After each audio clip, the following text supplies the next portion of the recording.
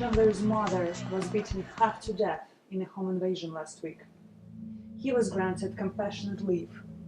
Before he left Saudi Arabia, someone gave him $250,000. Told him if he brings it back to an address in Los Angeles, they wouldn't go to finish their job on his mother. He was an easy target, only child. Local informant tipped us off. Chandler agreed to work with us. But on his way to the drop, someone took a shot at him. Kid panicked, tried to get home to his mom. Made it as far as DC. So, not just about a dead Marine. Think it could be tied to an arms deal case we're working over there. Want you to liaise with them.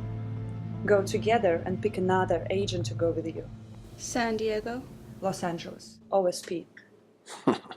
She's still the agent in charge there? You got a problem? I don't have a problem, but she might. You are on the same team. Work it out.